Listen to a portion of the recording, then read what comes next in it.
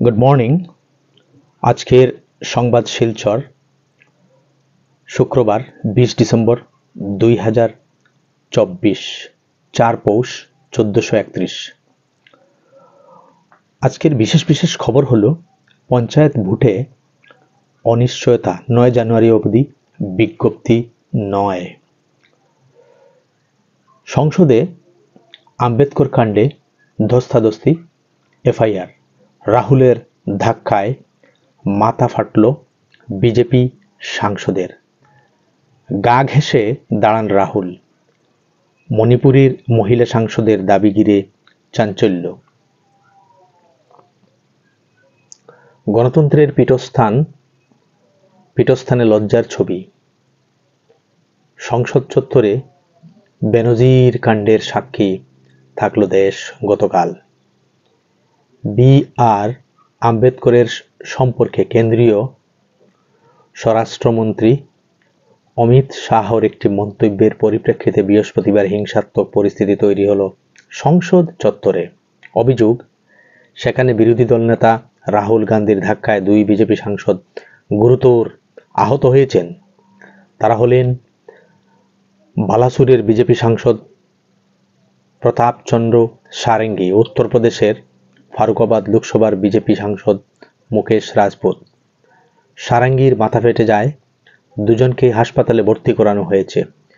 মুকেশের আঘাত গুরুতর হওয়ায় তাকে আইসিইউতে রাখা হয়েছে। বিজেপির অভিযোগ, রাহুল গান্ধীর ধাক্কাতে 2 সাংসদ জখম হয়েছেন এবং এই ঘটনাকে কেন্দ্র করে রাহুল গান্ধীর বিরুদ্ধে একটি এফআইআর করা হয়েছে বিজেপি দলের পক্ষ থেকে। প্রতিবাদী আন্দোলনে কংগ্রেস কর্মীর মৃত্যু, পুলিশি তদন্তের নির্দেশ আসামের মুখ্যমন্ত্রীর। মৃদুলের জানাজা সম্পন্ন, বিচার বিভাগীয় তদন্ত চেয়ে জনতা ভবন ঘেরাওয়ের হুঙ্কার কংগ্রেসের। পত্নীর সঙ্গে ফোনে কথা খাড়গের। রাজ্যপাল নেই জেনেও কংগ্রেস কেন রাজভবনে, প্রশ্ন হিমন্তের। গুয়াহাটিতে গন্ডগোল পাকানোর চেষ্টা করছে কংগ্রেস। এ নিয়ে 3-4 বার একই ধরনের প্রচেষ্টা চালানো হয়েছে। কংগ্রেসের বিরুদ্ধে বৃহস্পতিবার এই গুরুতর অভিযোগ এনেছেন স্বয়ং মুখ্যমন্ত্রী হিমন্ত বিশ্ব শর্মা। তার প্রশ্ন, রাজ্যপাল রাজভবনে নেই জেনেও কংগ্রেস কেন রাজভবনে গিয়েছিল। 32 বছর পরে পৃথক স্বামী স্ত্রী, তবুও খারিজ ডিভোর্সের মামলা। পুনরুদ্ধারের আশা না থাকা বৈবাহিক সম্পর্ক বিবাহ বিচ্ছেদের কারণ হতে পারে না। হিজবুল কমান্ডার সহ 5 সন্ত্রাসবাদী খতম, গুলির লড়াইয়ে কাঁপল কাশ্মীর। 71-এর সমস্যা মেটাতে চান শরীফ ইউনুস। বাংলাদেশের কট্টরপন্থীরা যখন ধারাবাহিকভাবে ভারতের বিরোধিতা করে চলেছে, তখন মিশরের রাজধানী কায়রোতে দ্বিপাক্ষিক বৈঠক করলেন বাংলাদেশের অন্তর্বর্তী সরকারের প্রধান উপদেষ্টা মোহাম্মদ ইউনুস ও পাকিস্তানের প্রধানমন্ত্রী শাহবাজ শরীফ।